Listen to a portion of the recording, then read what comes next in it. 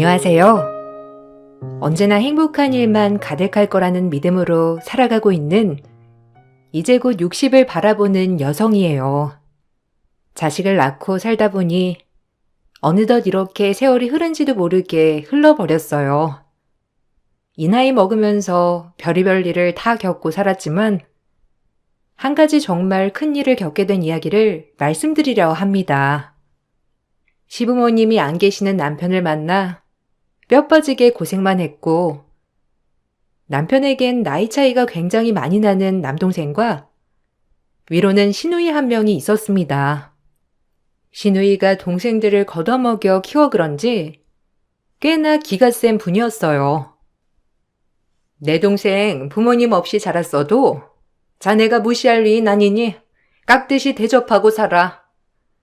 혹시라도 시부모 없다고 우리 집안 깔보면 내가 가만 안 둘 줄 알아. 알겠지? 사랑받는 것도 자네에게 달렸고 미움받는 것도 자네에게 달렸으니 그리 알으란 말이야. 네, 시댁 부모님이 안 계시다고 제가 어떻게 이 집안을 무시하겠어요, 형님. 그런 걱정은 애초에 집어넣으셔도 됩니다. 뭐 그건 봐야 알겠지. 나 우리 동생들이라면 정말 애틋하니까 조금이라도 내 동생 무시하면 내가 가만 안 둘 줄 알아. 혹시라도 시부모님 없는 집이라고 제가 조금이라도 무시할까? 시누이는 초장이 저에게 기선제압을 하려고 했어요. 결혼도 하기 전에 제 기세부터 꺾으려고 하는 시누이를 보니 기분이 참 좋진 않았어요.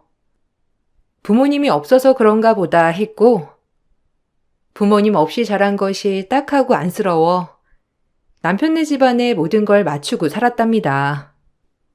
행여나 조금이라도 제가 무시한다고 생각할까봐 오히려 더욱더 깍듯이 대한 것도 사실이고요. 하지만 그런 형님은 절 그렇게 탐탁치 않아 했는데 때리는 시어머니보다 말리는 시누이가 더 밉다고. 시어머니는 안 계시지만 시누이의 시집살이는 날이 가면 갈수록 더욱더 심해졌거든요. 하지만 그런 시누이가 결혼을 한다고 하게 되었고 시누이와 단둘이 살던 도련님은 졸지에 오갈 데가 없어지게 되었습니다. 그래도 승관이 내가 거두던 동생인데 내가 책임져야지. 당신이 좀 받아주면 얼마나 좋아. 애가 공부도 잘하고 영리하니 손 갈 게 없다니까. 우리 먹는데 밥숟갈 하나만 더 얹으면 되는 걸 그렇게 안 된다고 할 게 뭐야. 그래도 내 막내 동생인데.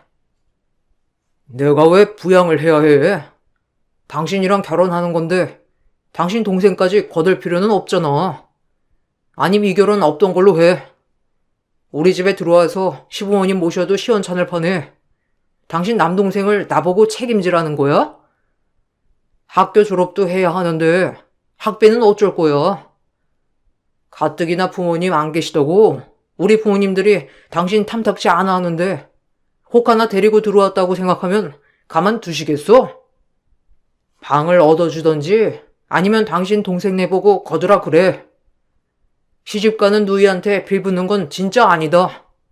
난 안 된다고 딱 말했다.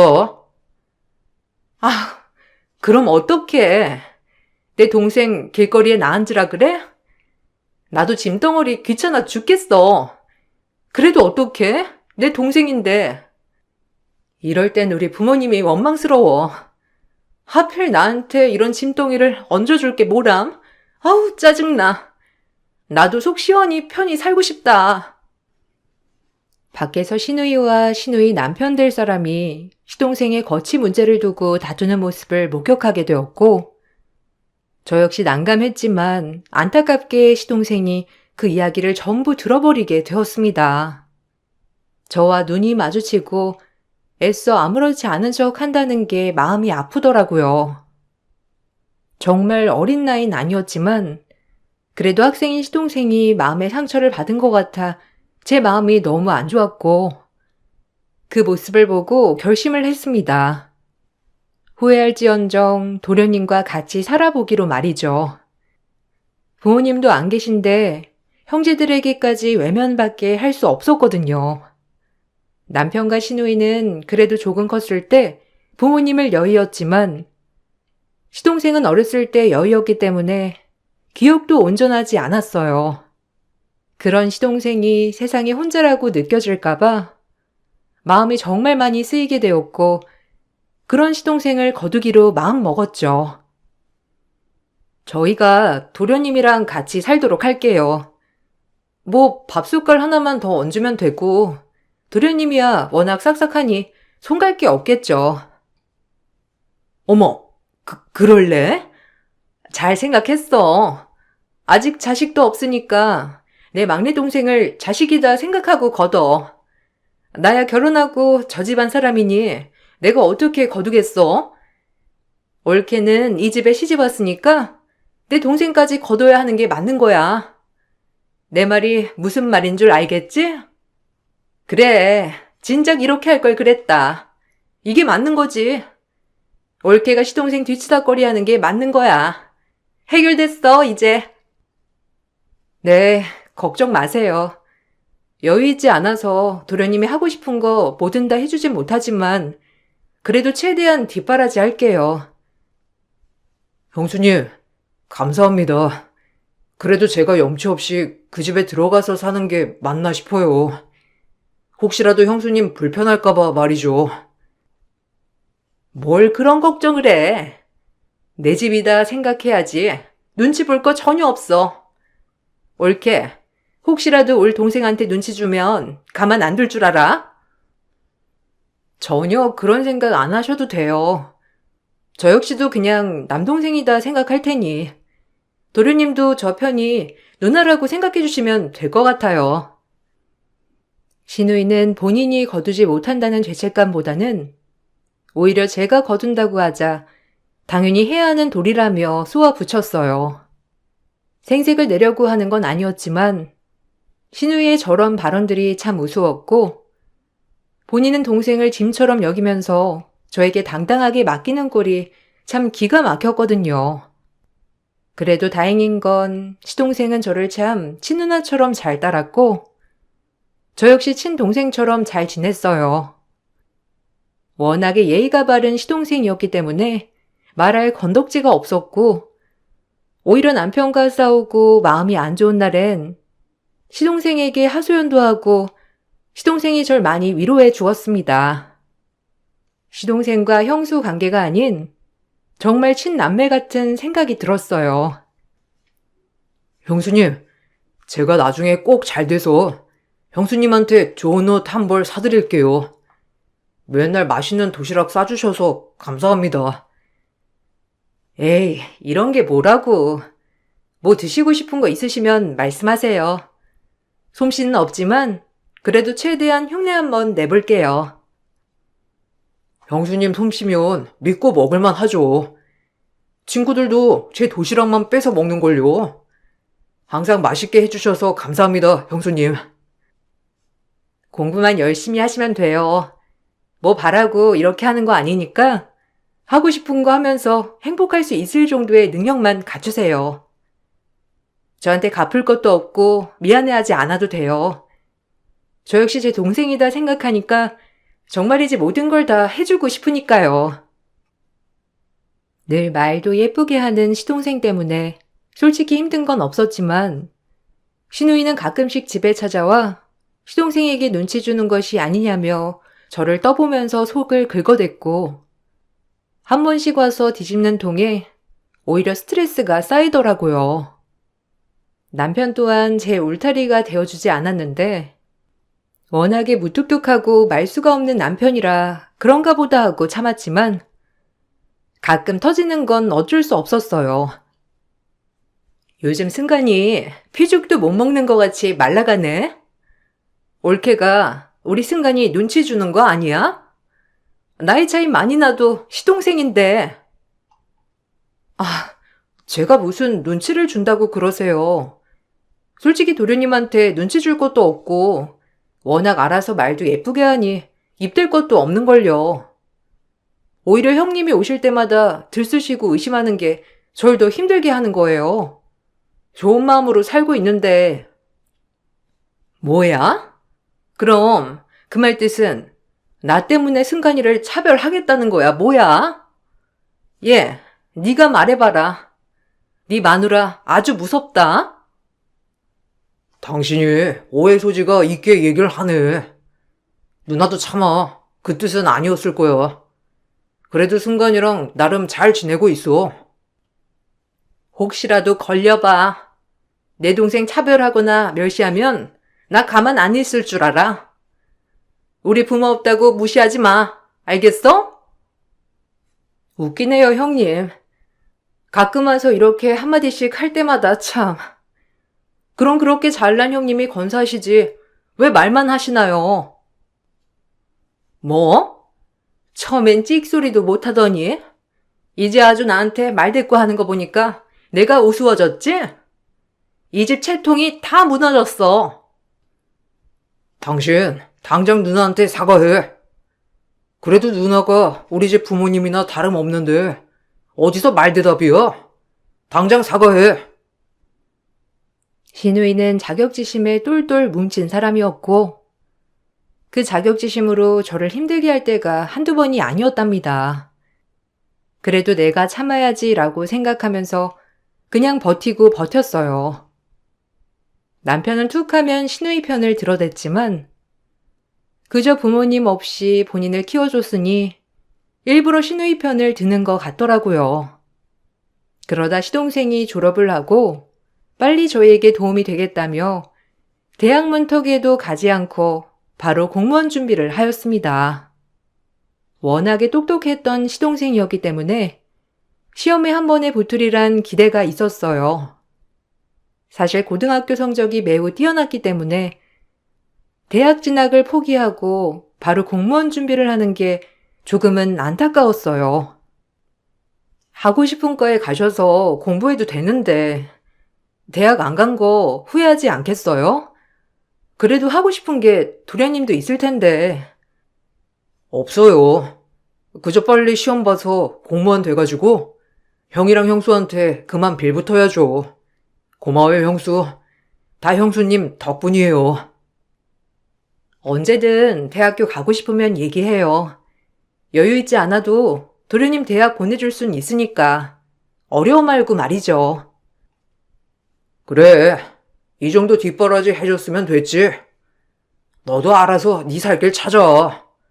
빨리 돈을 벌어야 독립도 하고 결혼도 하지. 무슨 말이 그래. 도련님이 있으니 그래도 이 집안에 온기도 있고 나도 얼마나 위로받고 그랬는데 하여간 마음에도 없는 소리. 제 동생이라고 생각하면 참 마음이 안 좋더라고요. 하고 싶은 게 많은 나이지만 이리저리 눈치 보랴 펼치지 못하는 것 같아 마음이 많이 안 좋았어요. 하지만 신우이와 남편은 본인 동생인데도 불구하고 오히려 저보다도 신경을 안 썼고 신우이는 말로만 저에게 또 닥달을 하기 시작했습니다. 그로 인해 도련님과 신우이는 크게 싸움이 터졌고 사실 이 싸움을 계기로 도련님께 고마운 마음이 더 많이 들었어요. 그래도 핏줄이라고 신우이 편을 들 줄 알았는데 오히려 저를 두둔해주는 시동생이었거든요. 아니, 승관이 대학 안 가는 것도 옳기 때문 아니야? 애가 눈치 보이니까 말을 못하는 거지. 참나, 지 동생이었어 봐.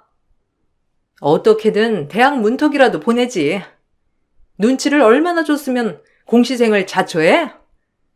아무리 머리 좋은 애지만 정말 아깝다, 아까워. 형님, 무슨 말을 그렇게 하세요? 저 한 번도 도련님 제 동생 아니라고 생각한 적 없어요. 말을 해도 진짜 믿게 하시네요. 누나, 무슨 말을 그렇게 해? 형수님이 얼마나 잘해주시는데 당장 사과드려. 덕분에 내가 얼마나 잘 지내고 있는데.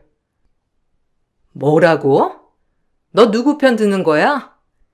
꼴랑 몇 년 뒷바라지 했다고? 지금 내가 너한테 했던 것들은 다 잊은 거냐? 아, 엄마 아빠 돌아가시고 누나야말로 꼴랑 몇 년 같이 산 걸로 생색내는 거야? 나 그때 오히려 누나한테 짐 안 되려고 밥 차리고 청소하고 눈치는 더 많이 봤었어. 알아?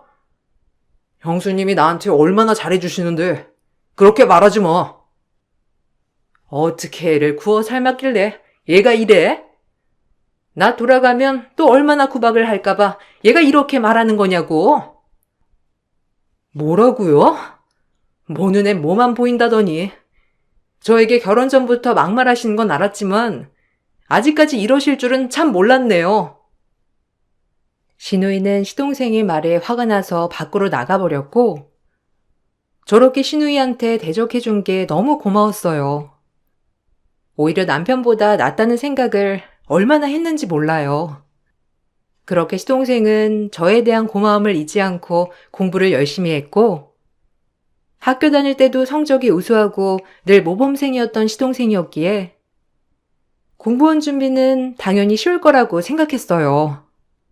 하지만 이상하게 참 시기가 안 따라주는 건지 매번 공무원 시험에 낙방을 하였고 저흰 괜찮았지만 그때마다 시동생은 참 많이도 미안해했습니다. 오히려 눈치를 보는 시동생 때문에 제가 더 안쓰러운 마음이 들었는데 우리가 부모님이었으면 이렇게까지 좌절할까라는 생각도 들었고 아무리 잘해준다 한들 우리에게 의지하지 못하는 것 같아 한편으론 마음이 너무 안 좋고 안쓰러웠어요. 이럴 정도면 때려치워야 하는 거 아니냐? 그냥 공장에 취직해. 네가 이제 20살도 아니고 자리 잡아야지 되겠어? 에이, 그래도 몇 년째 했는데 아깝지. 매번 1점 차이, 2점 차이인데. 도련님, 이런 거 저런 거 신경 쓰지 말고 다음번에 더 잘 될 거니까 너무 낙담하지 마요.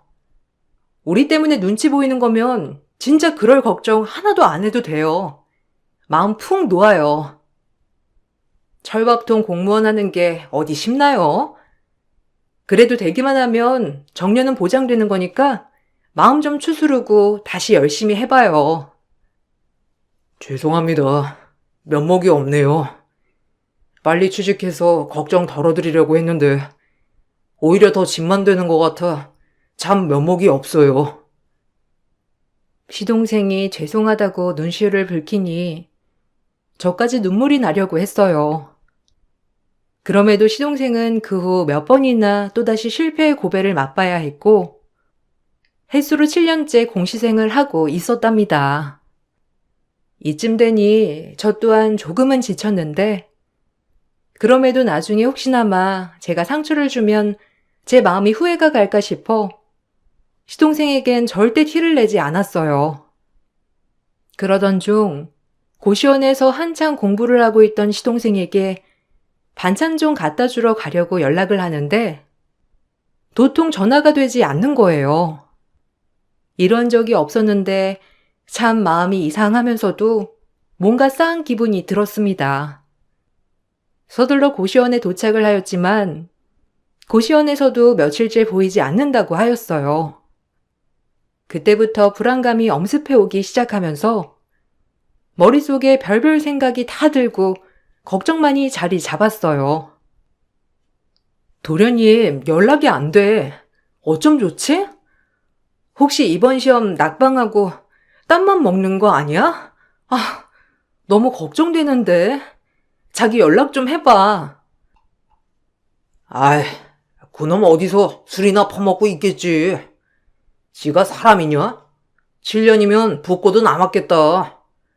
머리 좋은 놈이 미련하게 맨날 떨어져. 그렇게 안일하게 얘기하지 말고. 형인데도 걱정 안 되는 거야? 내가 이렇게 걱정되는데 참 너무한다. 얼른 연락해봐. 애도 아니고 알아서 하겠지. 유난 좀 떨지 마. 걔가 애냐? 그냥 어디서 술 퍼마시고 지 팔자 타령 하고 있을 거야. 내버려둬. 오히려 아무렇지 않은 남편을 보니 더 답답했고 조금의 시간이 지난 뒤 제 우려는 현실이 되었어요. 시동생은 결국 싸늘한 채로 발견되었던 거예요. 마지막 시험을 보고 좌절해 술을 마시며 걷던 중 달려오는 차에 그만 숨을 거두고 말았던 거죠. 참 원망스러운 마음이 먼저 들면서 그간 힘들었으면 좀 기대지 왜 혼자 모든 걸 짊어지려고 했나 싶기도 했고, 차라리 집에 와 털어버리고 같이 얘기를 나누던지 하지. 혼자 술을 마시고 걷다가 사고를 당했다는 게 정말 믿기지가 않았어요. 그렇게 하염없이 울고 있던 저에게 신우이는 소리를 치며 달려오더라고요. 그리고 전 바로 내동댕이 쳐지고 말았습니다. 7년째 공시생인 도련님이 사망 후 도련님의 유서를 들고 와 다짜고짜 제 머리채를 잡은 신우이였거든요. 정말 어이가 없었죠. 더부살이 시동생 오죽 괴롭혔으면 애가 술을 처마셔? 너 내가 그럴 줄 알았어. 착한 척하면서 결국엔 그랬던 거야. 시험 떨어져서 또 눈치 줬겠지. 그랬으니까 애가 술을 그렇게 먹지.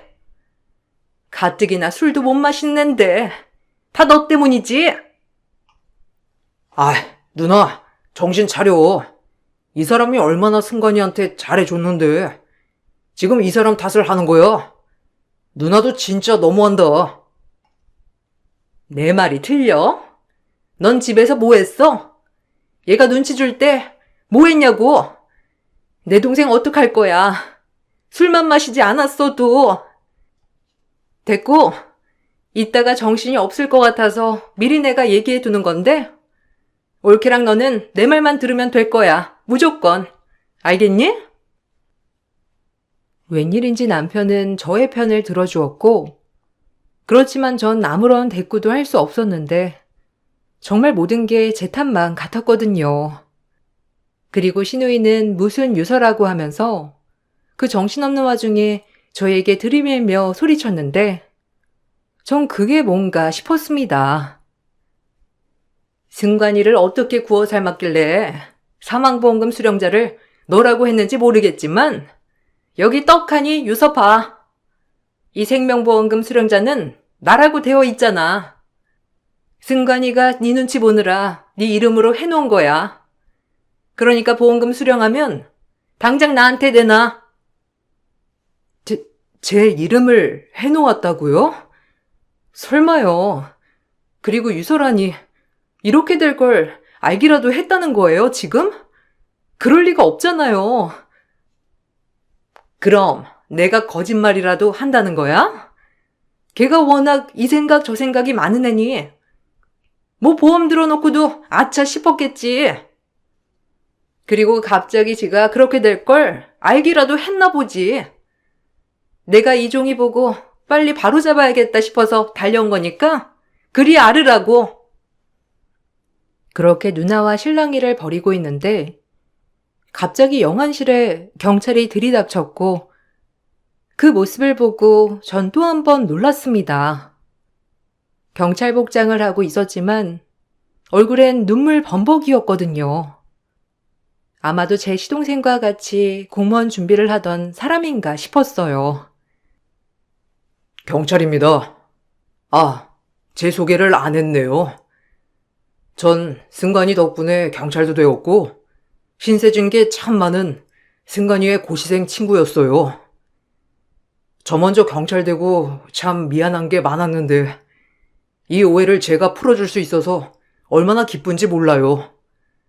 승관이한테 은혜를 갚네요. 아까 들어오기 전에 엿들은 건 아니고요.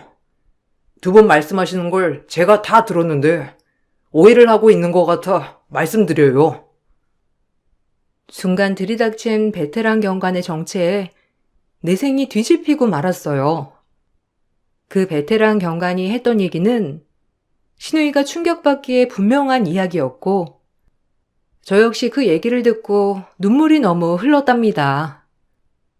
정말 도련님의 마음을 그때 다 알게 되었거든요. 그 착한 시동생이 그리 됐다는 게 더더욱 가슴이 미어지고 속상했고 그날 정말 많이 울었던 날이었어요. 아까 잠깐 듣기론 누님께서 승관이가 유서로 모든 생명보험금을 누나에게 수령해주겠다고 적었다는 것 같던데. 제가 듣기론 승관이는 항상 형수님한테 감사해 했어요. 그 보험을 저랑 같이 든 거거든요. 제 누나가 보험 설계사라 승관이가 이것저것 도와준다고 들어주었던 건데 수령자를 한참 고민하다가 적더라고요. 자기가 갑자기 잘못될 일은 없겠지만 혹시라도 그럴 일이 있으면 모든 수령금을 형수한테 준다고 분명히 말했고요. 제 귀로 똑똑히 들었어요. 저희 누나가 보험 설계사기 때문에 확실합니다. 정말 어려운 형편에도 보험을 들어준 거였거든요. 그런데 유서는 말도 안 되죠, 정말. 참나. 그래도 가족인데 갑자기 마음이 바뀌었나 보죠. 네 가지를 어떻게 키웠는데 결혼도 안 한 것이 수령금을 생판 남한테 해나? 말이 안 되는 거지. 어쨌든 유서가 있으니까 올케는 돈 수령 즉시 나한테 입금해. 알겠어? 그쪽은 가족도 아니니까 우리 일에 끼어들지 말아요. 딱 보니 경찰 같은데 그냥 할 일이나 하세요. 끼어들지 마시고요. 곰곰이 얘기를 들어보니 신우이의 말이 억지 그 자체였습니다. 갑자기 유서를 써놓은 것도 너무 말이 안 되고 정신없는 틈을 타 저에게 맹 공격을 퍼붓는 것 같아 화가 났어요. 또한 지금 도련님이 사고로 안타깝게 생을 마감했는데 사고가 났다는 소식을 듣자마자 보험금 수령자를 알아봤다는 것도 너무 기가 막혔거든요. 그리고 수령자의 이름이 제 이름으로 되어 있다고 하자 유서를 얘기하면서 본인에게 달라고 하다니 진짜 어이가 없었어요.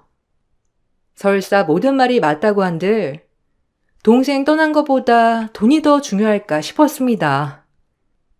그러면서 시동생이 얼마나 외로웠을까를 생각하니 인생이 참 불쌍하다고 느껴졌습니다.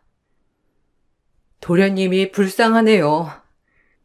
그리 되자마자 보험금이나 알아보는 누나나 사고 나서 연락이 안 되는지도 모르고 아무렇지 않아 하는 형이나 참 부모님도 안 계시고 삼남매 딱 요 셋뿐인데 어쩜 이렇게 우애들이 이런지 도련님이 안타깝고 불쌍해요. 뭐야? 지금 누굴 가르쳐? 걔 사고 난 거야 안타깝지만 그래도 확실히 짚고 넘어가야 하니까 그렇지. 왜? 너도 돈 때문에 지금 눈이 뒤집히니? 그래서 그런 거지?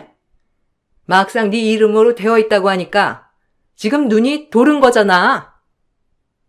누나, 말이 되는 소리를 해. 무슨 유서야 진짜. 억지를 써도 정도껏 써야지. 여기 경찰분이 아니라고 말하잖아. 아, 너도 네 마누라한테 수령된다고 하니까 한몫 떨어질까봐 지금 나한테 이러는 거야? 핏줄이고 뭐고 없구나? 아니 자꾸 무슨 소리를 하는 거예요?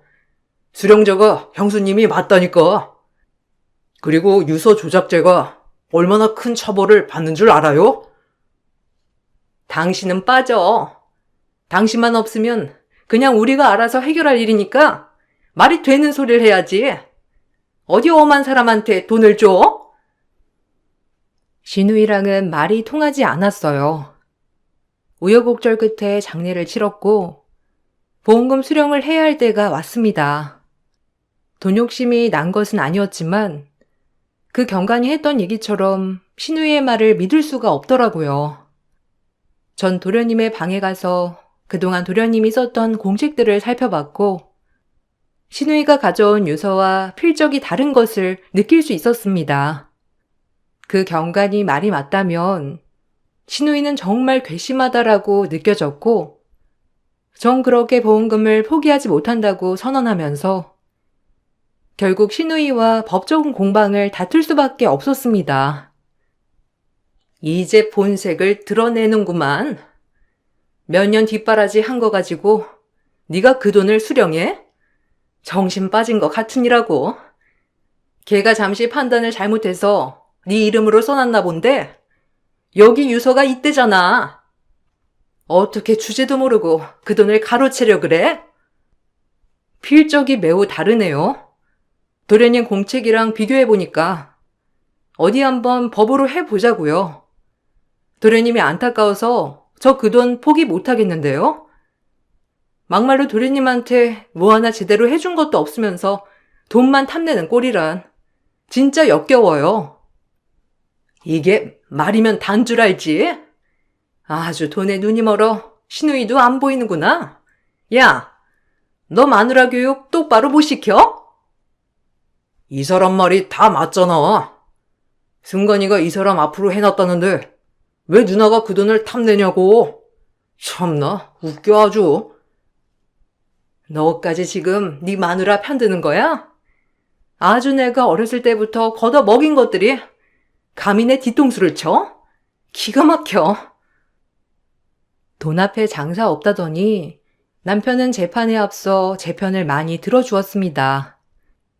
그리고 재판이 시작되었고 결국 경찰 조사가 들어갔는데 필적 감정이 들어가자 보험금 수령자는 저일 수밖에 없었어요.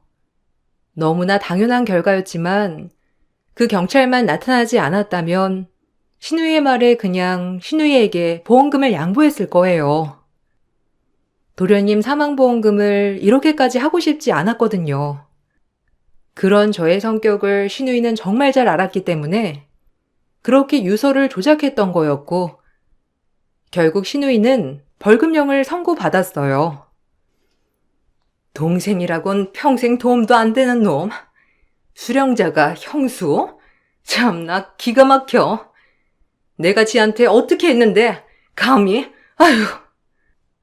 어디 한번 그 돈으로 잘 먹고 잘 살아봐.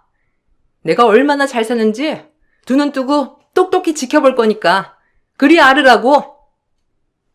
본인 동생 잘못된 게 얼마나 마음 아픈 일인데 눈물 한 방울 흘리지 않고 돈에 놀아나는 꼴이란 아주 무섭네요, 정말.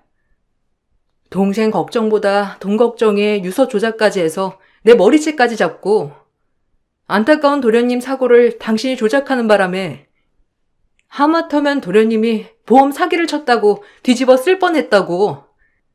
이건 내가 도련님 대신 주는 벌이에요. 도련님이 생전에 얼마나 많은 눈치를 받았는지 제가 다 들었으니 이건 벌입니다. 전 그냥 가려는 신우이를 붙잡고 뺨을 날렸습니다. 평생 저희 집에 오기 전까지 도련님에게 눈치를 많이 주었다는 걸 알았기 때문이죠. 도련님이 이때부터 가족들에게 마음 붙이지 못하고 살았으니까요. 그리고 신우이는 제 한 방에 나가 떨어졌고 소리를 지르며 땅을 치더라고요. 저에게 맞은 분노보다 그 보험금을 한 푼도 수령받지 못해서 그런 것 같았어요. 그리고 남편은 제가 그 돈을 수령받게 되자 입이 귀에 아주 걸리더라고요. 본인한테 뭐 하나라도 떨어지는 것 마냥 말이죠.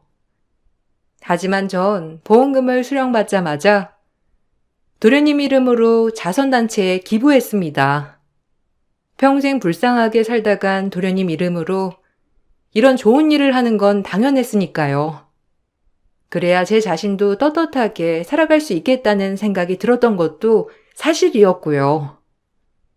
그 자선단체에선 도련님의 이름으로 기부가 되자 도련님은 단체에 명예정당의 이름을 올리셨어요. 그래도 이름 석자 좋은 곳에 쓰일 수 있는 것에 전 한편으론 정말 기분이 좋았고 늘 미안했던 도련님한테 죄스럽지 않은 기분이 들었어요. 승관이가 얼마나 형수님 칭찬을 하던지. 제가 어려운 시절 승관이 도시락 많이 먹었거든요. 형수님이 매일매일 아침마다 정성스럽게 싸주신다고 참 고마워했어요. 본인 형제들도 못 그러는 거 형수님이 뒷바라지 해준 거라고 말이죠. 제가 다른 건 해드릴 게 없었고 이번 일은 무조건 바로 잡아야 할 것 같아서 남의 일에 좀 끼어들었네요. 그래도 승관이 마지막 가는 길 혹시라도 억울한 일 하나도 없게 하려고 말이죠. 정말 대단하세요. 형제들도 못하는 걸 그렇게 열심히 뒤에서. 늘 술 한잔 하면 형수 얘기밖에 안 했어요. 오히려 친누나 같다고. 형이랑 누나는 눈치를 그렇게 주는데 그 집에 살면서 마음이 정말 편했대요. 참 그 얘기 듣는데 승관이가 어떻게 살았는지 눈물이 앞을 가리더라고요. 정말 대단하십니다. 제가 뭐 한 게 있다고요. 도련님이 이렇게까지 저를 생각하는지 몰랐어요. 아까운 우리 도련님, 어쩜 좋아, 불쌍해서. 평생 그냥 눈치만 보다가 살다 가신 것 같아 마음이 너무 안 좋네요. 그냥 이제는 마음이 좀 편해지셨음 해요. 이미 다 하셨는걸요. 승관이는 떠나기 직전까지도 형수에 대한 고마운 마음만 품고 갔을 거예요. 그러니 오죽하면 보험금 수령자를 형수님으로 해 놓았겠어요. 그러니까 너무 그렇게 죄책감 갖지 마세요. 정말 대단하신 분이니깐요. 제가 도련님의 사망보험금을 자선단체에 기부하자 남편은 길길이 날뛰었고 저에게 미쳤냐며 윽박을 지르기도 했지만 차마 그 돈을 아무렇지 않게 쓰지 못하겠더라고요. 그래도 뭐 하나 도련님 이름으로 좋은 일을 꼭 하고 싶었거든요. 돌았냐? 내가 이러라고 네 편 들어준 줄 알아? 아니 그 아까운 돈을 왜 기부해? 왜? 기부하려면 나한테 할 것이지. 하여튼 미련하다. 그러니까 평생을 그렇게밖에 못 살지. 너 진짜 두고두고 내가 생각날 때마다 아주 괴롭힐 거야. 당신 그렇게 억울하면 이혼해. 안 말려. 나도 당신처럼 피도 눈물도 없는 사람이랑 더 이상 엮이기 싫으니까. 어쩜 누나랑 당신은 똑같냐? 지동생 생각 1도 안 하고 그저 돈. 당신네 부모님이 얼마나 막내 아들이 안쓰럽겠어? 그렇게 그 돈을 기부한 게 억울하고 화가 나면 이혼해. 안 말려. 나도 당신이랑 이혼하는 거 겁 하나도 안 나니까 당장 해. 제가 이혼하자는 말에 남편은 아무 말도 하지 못하였고 그렇게 돈을 기부하니 제 마음이 참 편하더라고요. 도련님도 이렇게 하는 걸 바라셨을 것 같았고 오히려 제가 이럴 줄 알아서 수령자 이름을 저로 했던 것 같기도 합니다. 지금은 시간이 굉장히 흘렀어요. 남편이랑 이혼은 하지 않았지만 그냥 여느 부부처럼 다투기도 또 잘 지내기도 한답니다. 아무래도 아이가 있으니 이혼이 쉬울 수 있겠나요? 그날 일을 계기로 그래도 남편도 정신을 좀 차렸는지 조금은 다정해진 것 같기도 해요. 그래서 제 인생 이게 내 팔자련이 하고 살고 있어요. 부부가 뭔지 참 연이 쉽게 끊기지 않더라고요. 물론 신우이랑은 그 사건을 계기로 안 보고 살고 있지만 들리는 소문에는 허영심만 많고 본인밖에 모르는 신우이는 아이가 생기지 않아 이혼을 하여 혼자 살고 있다고 했어요. 전 지금은 아이와 남편 이렇게 평범한 가정에서 지내고 있지만 시동생 기일이 될 때마다 착하고 제 동생 같았던 시동생을 생각하면 아직도 눈물이 참 많이 흐른답니다. 평생 진짜 가족보다 절 위해주었던 도련님이 아마 저희 가족이 잘 지내는 모습을 보고 계시다면 웃음을 짓지 않으셨을까 해요. 오늘 이 글을 쓰다 보니 정말 착했던 도련님이 많이 생각이 나네요. 도련님을 추억하며 글을 마쳐볼게요. 그럼 읽어주셔서 감사합니다. 안녕하세요. 저는 최근에 시댁 집안 식구들과 마찰이 좀 있었어요. 그리고 이 문제로 두 형님이 몰랐던 사실이 밝혀지게 되면서 집안은 쑥대밭이 되어버렸습니다. 남편과 7년의 결혼 생활을 하는 동안 제일 힘들었던 건 제 위로 두 형님과 함께한 시간들이었어요.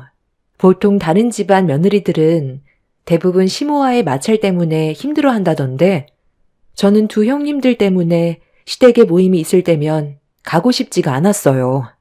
최대한 좋은 관계를 만들어가고 싶어서 다방면으로 노력을 좀 했었는데 돌아오는 건 상처밖에 없었습니다. 그러다 보니 저도 더 이상 노력하고 싶지도 않았었고 제가 해야 될 일들만 묵묵히 했어요. 형님들과 대화 자체를 하지 않는 게 스트레스를 덜 받는 것 같아 최대한 말수를 줄였습니다.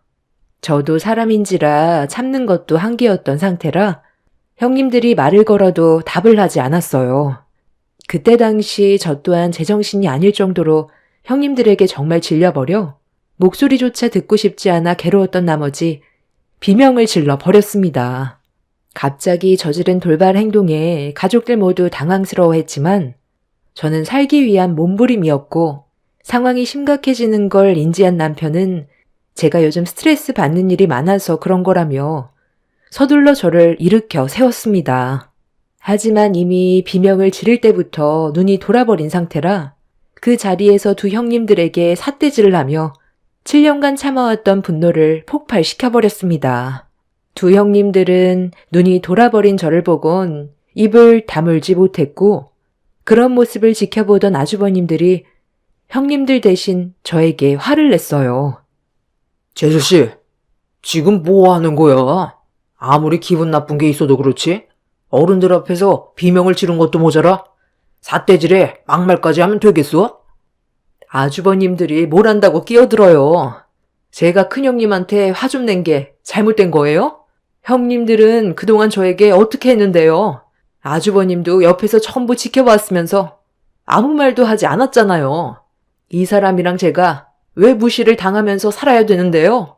이제는 정말 지긋지긋하다고요.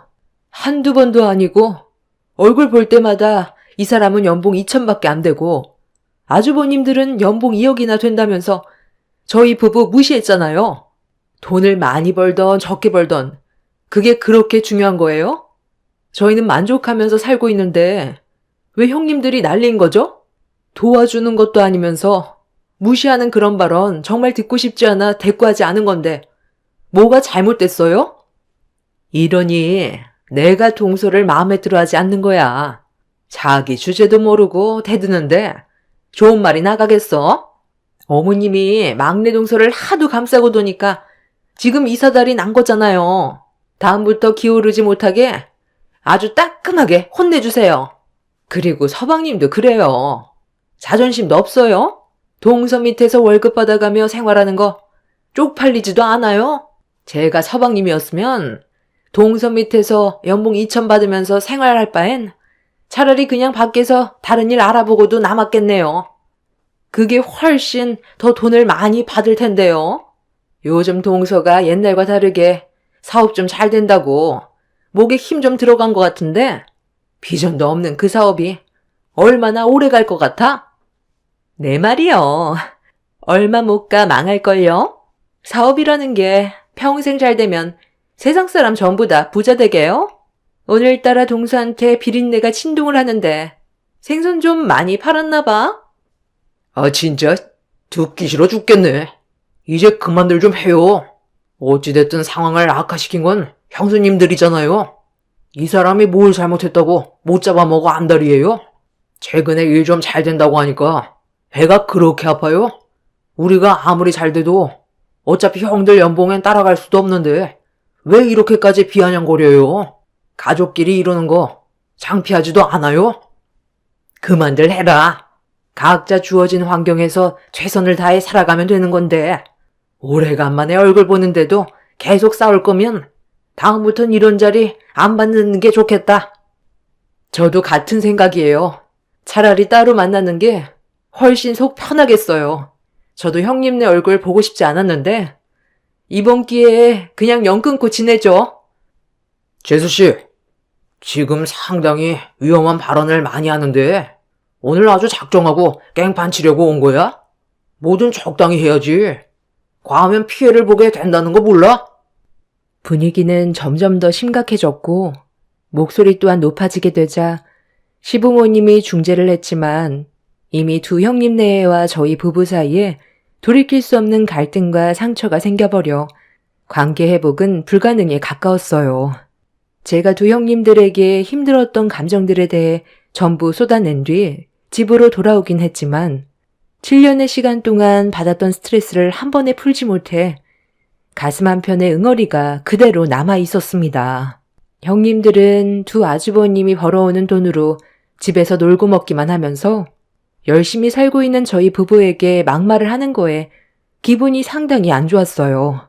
그래서 두 형님 내외와 한바탕 싸운 이후 한동안 연락을 끊고 살게 되었죠.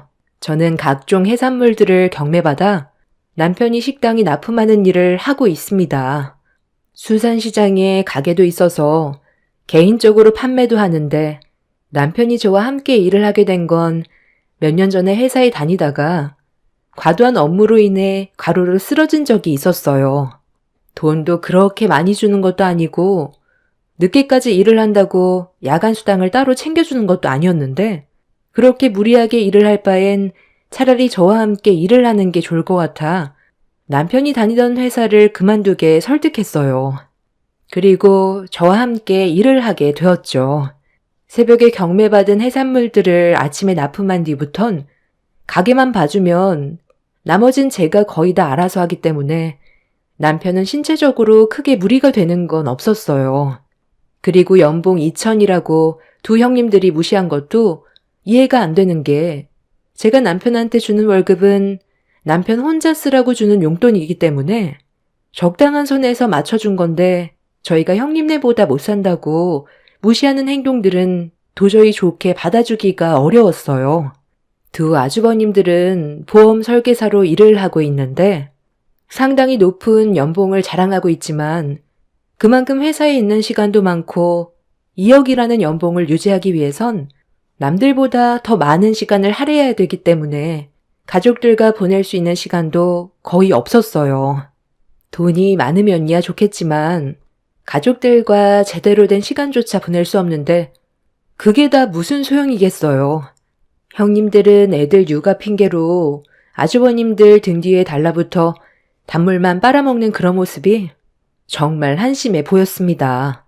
본인들이 만족하면서 살면 그걸로 그만인 거지 저희 부부를 무시하는 행동은 도저히 용납할 수가 없었어요. 차라리 얼굴 안 보고 사는 게 저희 부부는 훨씬 속 편했고 시댁에 갈 때는 두 형님들과 마주치지 않는 시간으로 잡아 시부모님을 배웠네요. 그렇게 얼굴 안 보고 지내다 보니 스트레스를 안 받아도 돼서 너무 편했는데 몇 달 뒤 예상치 못한 일이 생겼습니다. 첫째 아주버님이 갑자기 저에게 전화를 했는데 결혼 생활하는 동안 단 한 번도 따로 연락한 적이 없어서 좀 당황스러웠지만 무슨 용건인지 드러나 보려고 전화를 받았습니다. 아주버님은 가게 마감 시간 때 잠깐 얼굴 좀 보러 가도 되겠냐며 저와 진지하게 할 말이 좀 있다고 하길래 일단 무슨 상황인지 정확하게 말을 하지 않아서 가게로 오라고 하긴 했지만 뭔가 느낌이 좀 안 좋았어요. 그렇게 마감 시간이 되었을 때 두 아주버님들이 저희 가게로 들어왔고 남편과 저는 무슨 이유 때문에 한 번도 오지 않았던 가게로 온 건지 이유를 물어봤어요. 잠시 머뭇거리던 첫째 아주버님은 조심히 입을 열었습니다. 요즘 돈벌이가 나쁘지 않다던데 이 일은 평생 할 수 있는 일인가? 어떤 식으로 운영하고 있는지 좀 알고 싶어서 그런데 알려줄 수 없을까? 갑자기 그런 건 왜 물어보는 거예요? 집안에 무슨 안 좋은 일이라도 생겼어요? 7년 동안 개인적으로 저에게 전화한 적 한 번도 없었던 아주버님이 제 가게에 와서 어떤 식으로 돈을 벌고 있는지에 대해 왜 물어보는지 전혀 감이 안 잡혀서요. 제 기준으론 저희 부부가 먹고 사는데 돈벌이가 나쁘지는 않은 것 같아요. 그리고 지금도 제 사업은 점점 더 커지고 있는 중이고요. 수산업이 망하는 거 봤어요. 제가 노력하는 만큼 성과도 따라오기 때문에 먼 미래를 보면 아주버님이 받고 있는 연봉 2억보다 더 높아질 수도 있겠죠. 방금 물어본 질문에 대해선 전부 답변 드렸는데 왜 찾아왔는지도 알려주셔야죠. 재수씨가 하는 일에 갑자기 관심이 생겨서 우리도 좀 해보는 게 어떨까 싶어서 온 거긴 한데 일을 좀 가르쳐 줄 수 있을까? 나도 사업이라는 걸 하고 싶은데 딱히 떠오르는 게 없어서 일단 재수 씨가 어떤 식으로 일을 하고 있는지 구경이나 해보려고 온 거죠. 우리 일 좀 가르쳐주면 좋을 것 같은데. 네? 아니, 일을 가르쳐 달라고요? 제가 하는 일이 쉬워 보이세요? 이 일도 얼마나 힘든 줄 알아요? 모든 일들이 거의 전부 몸으로 해야 되는 일이에요. 아주버님처럼 머리만 쓰면 돈이 들어오는 일이 아니라고요. 지금 다니는 회사의 연봉 2억씩이나 받고 있으면 그냥 그 회사 다니면 되지. 갑자기 수산업을 하겠다는 게 이해가 안 되네요. 그냥 솔직하게 얘기해. 어차피 나중에 되면 다 알게 될 텐데. 왜 이렇게 말을 돌려서 해? 재수 씨, 형이랑 내가 몇 달 전에 회사 구조조정으로 퇴사 통보받아서 지금 백수가 된 상황이에요. 우리는 실적도 좋고 지금까지 회사에 공을 많이 세웠는데도 회사에서 구조조정으로 형이랑 저를 한마디 상의도 없이 내쳐버려서 지금 멘탈이 완전 무너진 상태예요. 연봉 2억. 그거 아무 소용없어요. 형이랑 나도 평생 직장인 줄 알았는데 경기가 안 좋아지고 고연봉 받는 사람들에게 월급 주는 게 회사 입장에서는 많이 부담스러웠는지 갑자기 구조조정에 대해 말이 나오기 시작하더니 결국 고연봉자들을 전부 퇴사 처리해 버렸어요. 회사 입장에서는 저금 연봉인 직원들을 새로 채용해 실적을 채우려는 거겠죠. 그렇게 회사의 뒤통수 맞아도 다른 회사로 가면 쉽게 채용이 될 줄 알았어요. 당연히 지금 받고 있는 연봉을 그대로 받을 수 있을 줄 알았는데 채용은커녕 다른 회사에서도 우리를 받아주지 않더라고요. 알고 보니 다른 회사도 똑같이 구조조정을 한 거였어요. 그만큼 지금 현재 형제가 많이 안 좋아졌다는 걸 알 수 있게 된 거죠. 아직까지 내가 퇴사 처리당한 거에 대해 집사람은 모르고 있어요. 나갈 돈은 많은데 당장 들어오는 돈이 없으니까 언제까지 비밀로 해야 될지도 모르겠고 결국 나중엔 이 사실을 전부 알게 될 텐데 그럼 집사람과도 문제가 생길 것 같아 고민하다가 재수씨가 요즘 일이 잘 된다고 하길래 배워보는 게 어떨까 해서 형이랑 같이 와보자고 한 거예요. 우리가 다니던 회사에선 노력하는 만큼 돈은 올려줬지만 내쳐지게 되니 지금까지 일궈온 시간들이 너무 허무하더라고요. 하지만 재수씨가 하고 있는 일은 내가 꾸준하게 지켜본 결과 망할 일도 없을 것 같고 이런 일이 있고 나서 관심이 좀 가더라고요. 집사람한테는 당분간 비밀로 해주고 괜찮다면 일 좀 배울 수 있을까요? 저희 부부는 두 아주버님 말에 엄청난 충격을 받았어요. 평생 잘 다닐 수 있을 줄 알았던 회사에서 갑자기 예고도 없이 구조조정으로 인한 퇴사 방침을 받아들일 수밖에 없었다는 말을 들었을 땐 믿기 어려울 정도였어요. 연봉 2억이나 받던 사람들도 회사의 말 한마디면 내려올 수밖에 없다는 걸 알게 되었던 거죠. 반대로 저희 가게는 입소문이 좋게 나서 다른 가게에서도 저희 해산물을 납품받고 싶어서 전화도 많이 오고 일이 잘 풀리고 있었기 때문에 퇴사당한 두 아주버님들을 봤을 때 사람 일은 한 치 앞도 모른다는 걸 그때 처음 느껴보게 되었네요.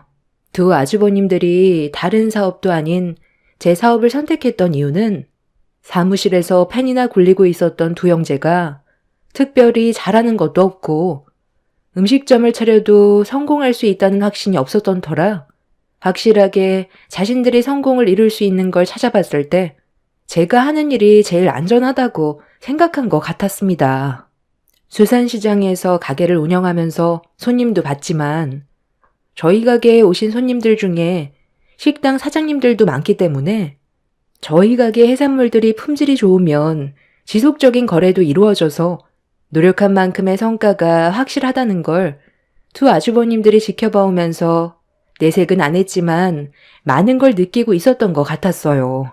그래서 제 일을 더욱더 배우고 싶어 했습니다. 저희 부부는 최근에 일이 많아져서 신경 써야 될 일들이 한두 개가 아니었던 상황이라 의논해보고 다시 연락을 주겠다고 했어요. 두 아주버님들이 퇴사 처리를 당했다고 그대로 끝이 아닌 다른 방법을 찾아보려고 움직이는 모습이 보기는 좋았습니다. 집안의 가장이고 당장 먹고 살 길을 찾아야 했던 터라 자존심 같은 건 이미 버린 상태였어요. 저희 부부는 집으로 돌아가서도 한참 동안 대화를 나눴고 결국 두 아주버님에게 일을 가르쳐 주기로 결정을 내리게 되었습니다. 가족 간에 안 좋은 감정들이 있긴 했었지만 이번 일을 계기로 좋은 관계로 발전될 수 있는 발판이 될 수도 있을 것 같아 저희 부부는 이번 일을 통해 좋게 풀어가려 했어요. 가족들과 얼굴 붉히고 등지면서 살아봤자 좋을 것도 없었고 시부모님께 항상 죄송한 마음이 들어서 아주버님들이 도와달라고 손을 내밀었을 때 모른 척하지 않았습니다. 그렇게 아주버님들의 부탁으로 형님들한테는 비밀로 하고 제 가게에서 일을 배우기 시작했어요. 두 아주버님들은 생각했던 것보다 일의 습득력이 상당히 빨랐고 의욕이 불타올랐습니다. 전혀 다른 분야의 새로운 도전인데 배우는 일에 불만을 가지지 않고 모든 일을 즐겁게 받아들이는 게 상당히 보기 좋았어요. 집으로 돌아와서 남편이 아주버님들과 나눴던 대화를 저에게 들려주었는데 사무실에서 펜만 굴리고 있는 모습이 닭장에서 사육당하는 기분이 들었고 일에 치여 우울증까지 왔었지만 저희 가게에서 일을 배우는 동안 많은 사람들과 만나고 해산물을 다루는 기술들에 재미를 붙이고 있는 중이라는 말을 들려주었습니다. 무엇보다 몸을 움직이다 보니 건강도 좋아지고 스트레스도 풀린다면서 지금의 일에 만족도가 높다는 걸 남편을 통해 들을 수 있었어요. 그런 말을 듣게 되니 저 또한 아주버님들한테 하나라도 더 알려주고 싶었고 다시 자리를 잡을 수 있게 도와주고 있었는데 예상치 못한 상황이 펼쳐졌어요. 시부가 잠깐 자리를 비운 사이 시모 혼자서 대청소를 하던 도중 물건을 옮기다가 허리가 삐끗하는 바람에 누워만 계신 중이라는 시부의 전화를 받게 되면서 모두가 시댁으로 모이게 되었습니다. 다행히 크게 다친 건 아니라는 말에 가족들 모두 안심을 할 수 있었고 시모가 과일이 드시고 싶다고 하셔서 주방에서 과일을 깎고 있었는데 형님들이 다가와 저에게 말을 붙였어요. 별로 상대하고 싶지 않았는데 첫째 형님의 말에 또다시 기분이 안 좋아지기 시작했어요. 서로 감정이 안 좋으면 최대한 조심해야 되는 게 맞는 건데 또다시 제 감정을 건드리는 말들을 계속해서 툭툭 던지고 있었네요. 그 과일 나는 못 먹겠다. 동서가 깎은 과일에서 생선 비린내가 나는데 어떻게 먹을 수 있겠어? 내가 먹을 건 내가 알아서 깎아 먹어야 되겠네. 그 일 언제까지 할 거야? 애들 학교 가면 부모가 무슨 일 하는지 물어볼 텐데 수산시장에서 생선 판다고 하면 또래 애들한테 비린내 난다고 엄청 놀림 당하겠네. 할 일이 그렇게 없어? 많고 많은 사업 중에 왜 하필 수산업이야? 그것도 남자도 아니고 여자가 그런 일 하는 거 힘들지 않아? 나는 모임 같은 거 있을 때 동서 얘기 한마디도 안 꺼내. 세상 쪽팔리잖아. 생선 장수라고 얘기하면 내 이미지가 뭐가 되겠어? 입에 풀칠하겠다고 열심히 사는 건 좋은데 나는 다른 일을 알아봤으면 좋겠네. 이게 다 서방님 때문에 그런 거죠. 동서라고 생선 만지고 싶겠어요? 서방님이 능력이 없으니 동서라도 뛰어들어야죠. 형님이랑 저는 남편 잘 만나서 집에서 편하게 애 돌보면서 생활비 받아 쓰고 있잖아요. 어떤 남자를 만나냐에 따라 여자 인생이 바뀐다니까요. 동서는 남자복 지질이 없네. 불쌍한 인생이야. 형님들은 좋은 남편 만나서 좋겠어요. 인생 참 편하게 사네요. 그 행복이 언제까지 가려나. 아주버님들만 믿고 있다가 나중에 문제라도 생기면 형님들도 사회로 뛰어들어야겠네요. 왜 이렇게 남일 같지 않을까? 저는 그이랑 함께 사는 거 너무 만족하고 있는데요. 우리 가정에 신경 쓰지 말고 형님들 가정에나 신경 쓰세요. 어머, 동서가 우리 집안 걱정을 다 하네. 내가 사회로 뛰어들 날이 올 것 같아? 그런 날은 평생 오지 않을 거야. 연봉 2억 받는 남편이 있는데 내가 왜 일을 해? 나는 고급 레스토랑에 다니면서 명품 쇼핑하러 다닐 거니까 동서나 평생 생선 만지면서 허송세월 보내. 본인 걱정이 나을 것이지. 별 거지 같은 게 남 걱정을 하고 있어? 첫째 형님의 마지막 말에 눈이 돌아버린 저는 과일 깎고 남은 껍질을 한데 모아 두 형님들에게 집어던져 버리자 경악하며 소리를 지르길래 그 즉시 내 현직 명함을 꺼내 두 면상에 집어던져 버렸어요. 두 형님들은 테이블에 떨어진 명함을 바라보더니 사색이 된 얼굴로 변해버렸고 두 아주버님을 외쳐 불렀네요. 아니, 이건 뭐야? 당신, 잠깐만 이리 좀 빨리 와봐. 이거 뭐야? 여기에 왜 당신 이름이랑 둘째 서방님 이름이 적혀 있는 거야? 동서수산시장 가게 명함에 왜 당신 이름이 적혀 있는 거냐고. 지금 이 상황 도저히 이해가 안 되네. 나 몰래 둘이서 무슨 이상한 짓을 꾸미고 다니는 거야?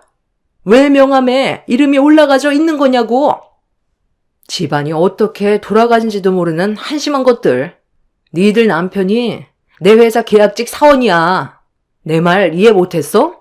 내 가게에 와서 일을 배우고 있는 중이라고.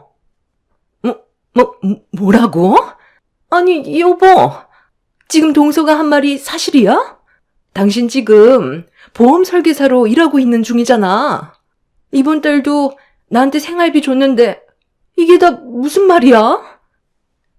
그거 내가 저금해둔 돈을 빼서 당신한테 준 거야. 형이랑 나 몇 달 전에 이미 회사에서 구조조정으로 퇴사 통보 받았어. 다른 회사에 들어가 보려 했지만 전 직장보다 업무량은 많은데 연봉을 절반밖에 줄 수 없다길래 다른 방법을 생각해 보다가 재수 씨가 하는 일이 비전이 있을 것 같아 배우고 있는 중이었어. 성과가 확실하게 나오면 그때 당신이랑 얘기하려고 그랬지. 당신이 재수 씨가 하는 일을 끔찍하게 싫어하는데 내가 재수 씨 밑에서 일을 하겠다고 하면 허락해 줬겠어? 형이랑 진지하게 고민하고 내린 결정이야. 안 그래도 요즘 내 몸에서 비린내 난다고 했잖아. 왜 그런 냄새가 났는지 이제 이해가 되지? 어차피 이렇게 된 거 그냥 솔직하게 전부 다 털어놓을 테니까 당신도 결정해. 앞으로 살아가는데 생활비도 많이 줄일 거고 검소하게 살 거야. 예전처럼 살아갈 수 없어. 지금 상황이 많이 변했고 나는 이 일을 통해 미래를 봤기 때문에 포기하지 않을 생각이야. 그러니 당신도 이제 나 좀 도와서 같이 일을 배우면 좋겠어. 뭐라고? 지금 회사에서 정리해고 당한 것도 믿기지 않는데 나보고 비린내 나는 수산시장에 들어가서 일을 배우라고? 당신 제정신이야? 나 솔직히 말해서 지금이 훨씬 행복해. 이제야 사람 사는 것 같이 느껴진다고.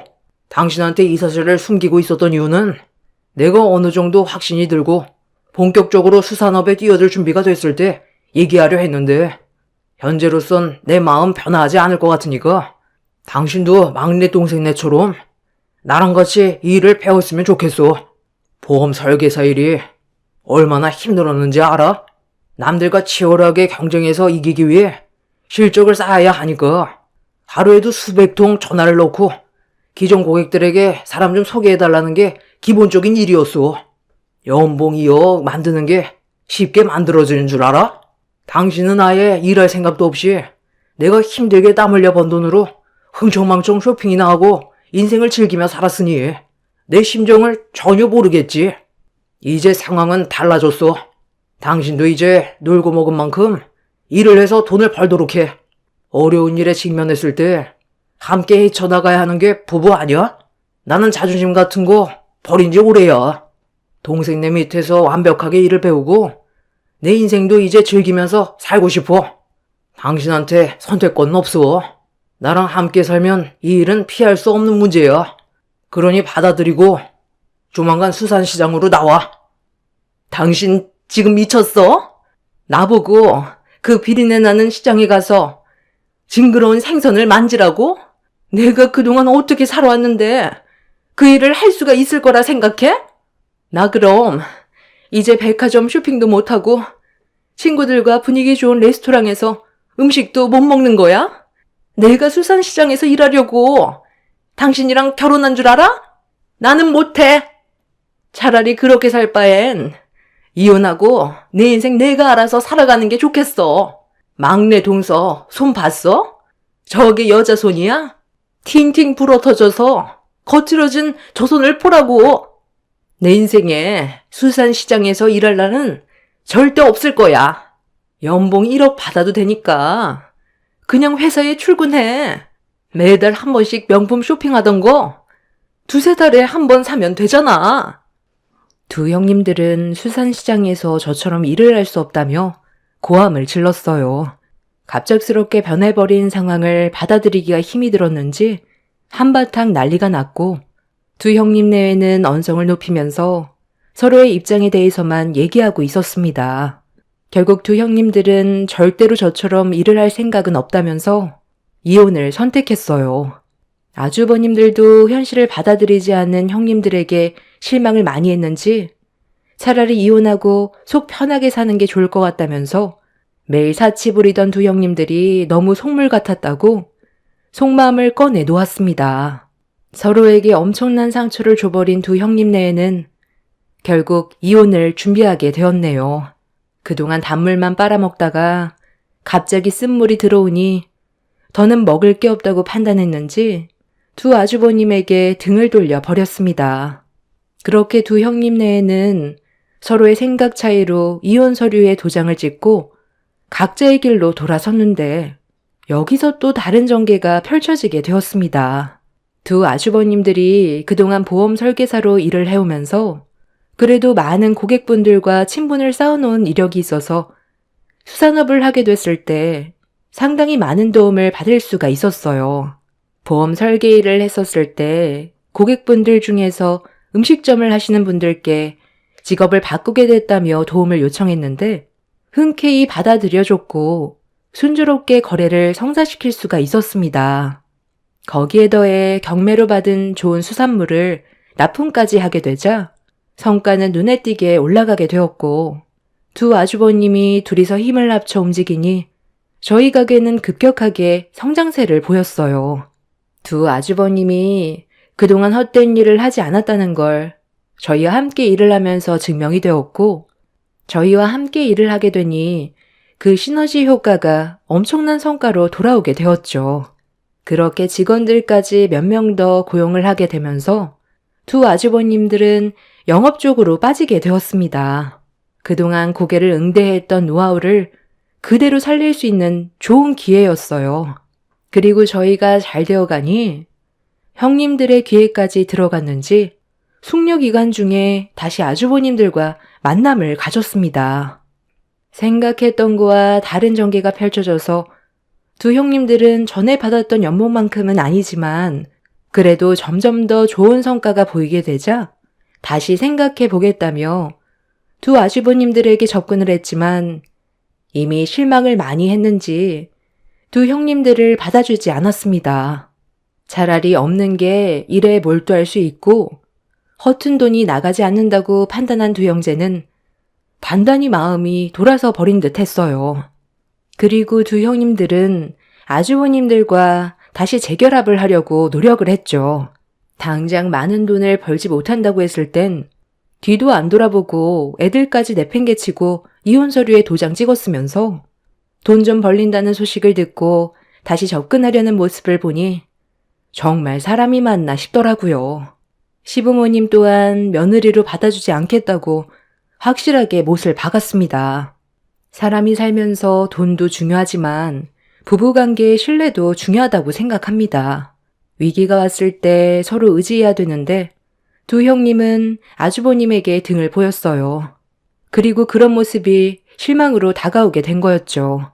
한동안 수산시장에 계속 얼쩡거리길래 너무 속보여서 소금물을 한 바가지 퍼서 두 사람의 얼굴에다가 조금의 망설임도 없이 뿌려버렸습니다.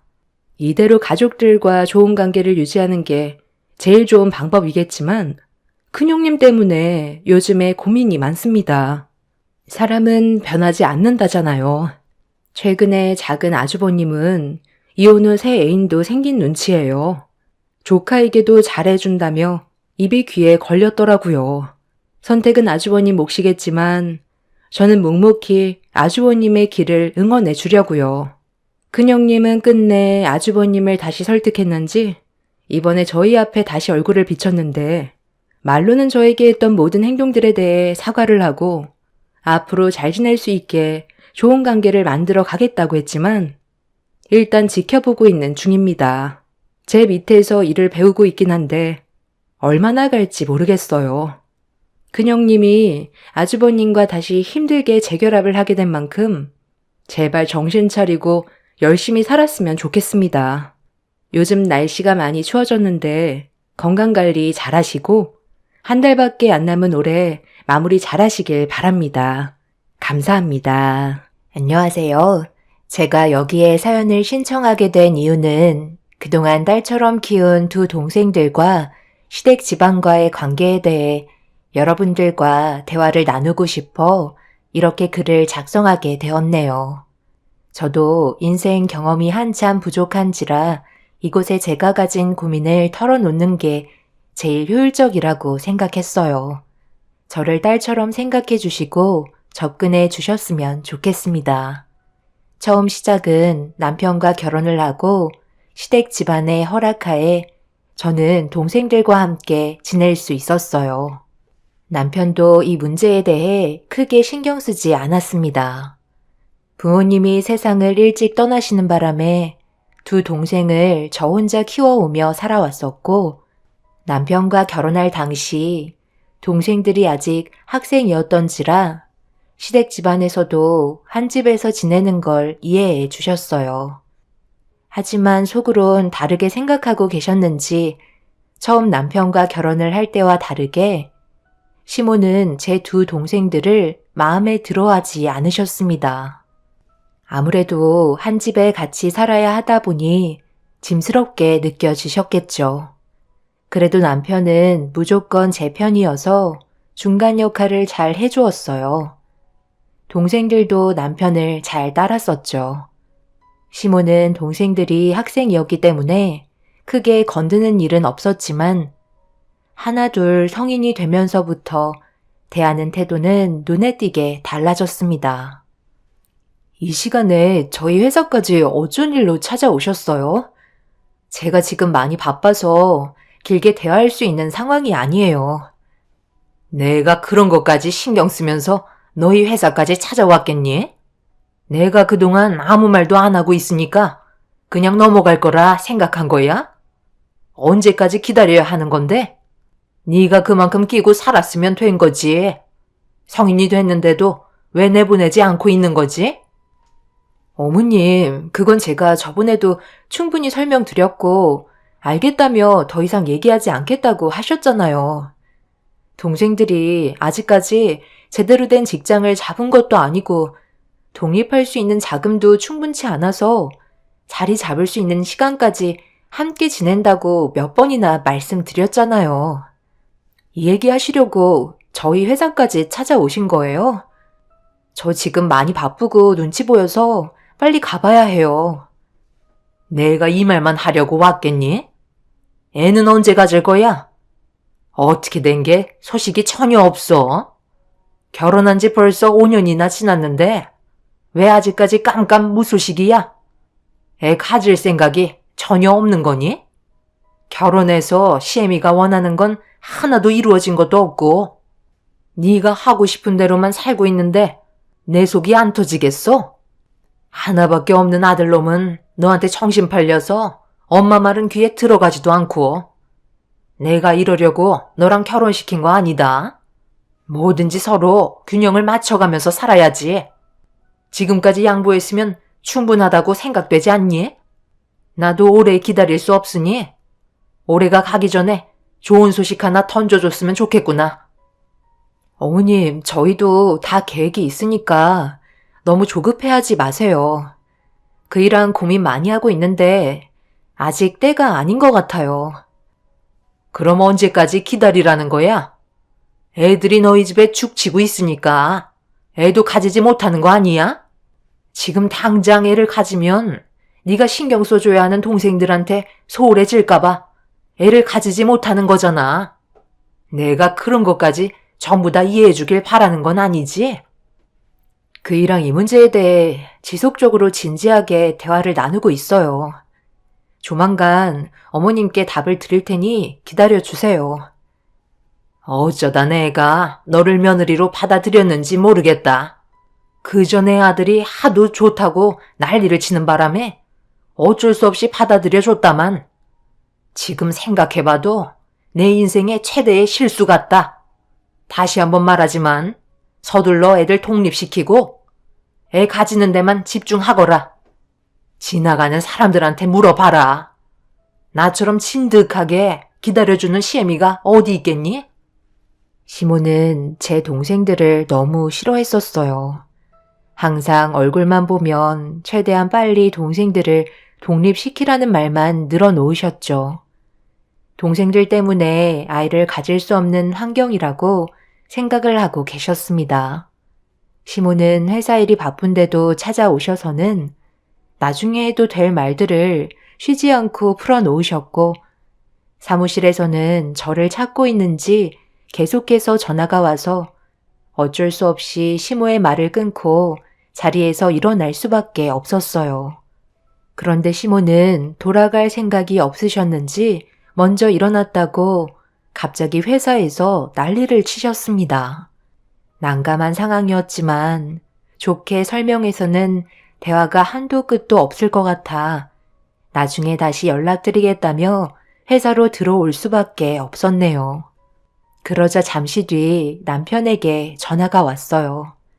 시모를 그 자리에 두고 회사로 돌아왔다는 게 문제를 일으키게 될 거라곤 전혀 생각하지 못했습니다.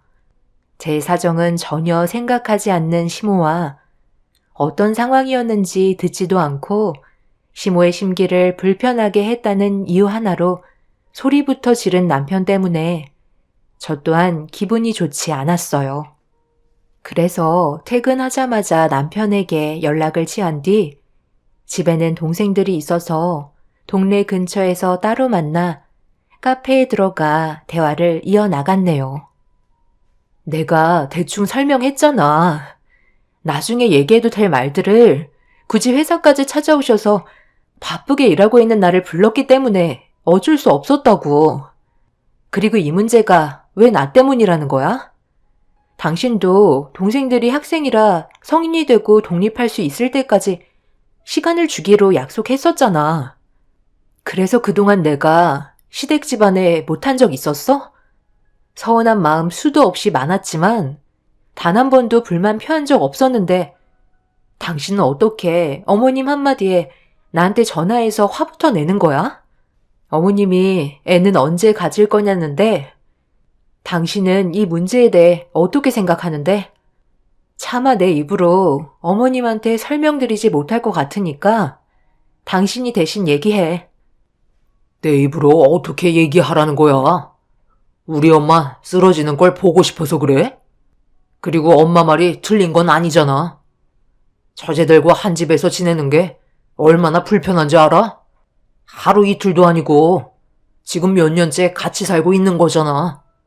내 입장은 생각 안 해봤어? 집에 들어가는 순간부터 숨이 턱턱 막힌다고. 집에서 편하게 쉴 수 있는 내 공간도 없잖아. 조금만 기다려달라고 부탁했잖아. 그렇다고 당신이 독립할 수 있게 도와주는 것도 아니고 나도 애들 자리 잡을 수 있게 돈 모으고 있는데 집값이 한두 푼도 아니고 무작정 밖으로 내보내면 내 마음이 편하겠어? 애들은 아직 준비가 안 되어 있다고. 그리고 나는 이제 더 이상 숨기지 못할 것 같아. 이것 때문에 어머님한테 내가 왜 쓴소리를 들어야 하는지 전혀 모르겠어. 처제들이 내 집에서 살고 있으니까 당신이 그건 감수해야지. 나도 배려해줬으니까 당신이 최대한 시간을 끌어봐. 그래봤자 어차피 다 밝혀질 일인데 시간을 끈다고 해서 좋아질 것도 없잖아. 이번 주 주말에 어머님이 집에 들르라고 하셨으니까 그때 가서 얘기하는 게 좋겠어. 나도 이제 어머님한테 싫은 소리 듣는 거 많이 지쳤다고. 당신이 얘기 못하면 내가 할게. 우리 엄마 쓰러지는 걸 보고 싶어서 그러는 거야? 말이 되는 소리를 하라고. 어떻게 엄마한테 내가 무정자증이라는 말을 할 수가 있어? 그 한마디 꺼내는 순간 집안 풍비박산 난다. 무조건 끝까지 비밀로 하는 게 모두를 위한 길이라고.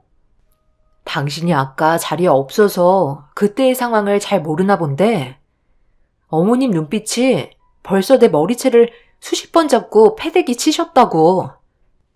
저희도 아이를 바랬었고 몇 번이나 시도를 했었지만 임신이 되지 않았어요.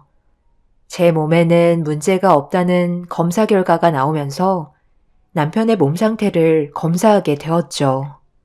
그런데 충격적이게도 무정자증이라는 진단 결과를 받게 되면서 저희는 입을 다물지 못했습니다.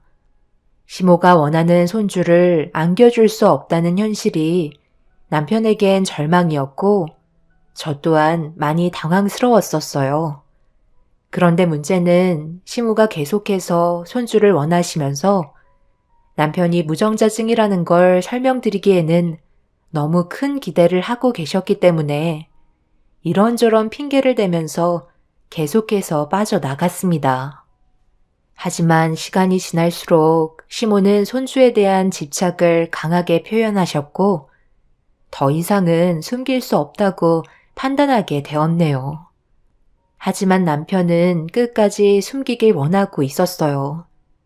시모는 동생들 문제 때문에 아이를 가지지 않는다고 생각하셔서 오해가 점점 커지게 되는 요인으로 발전해 가고 있었죠.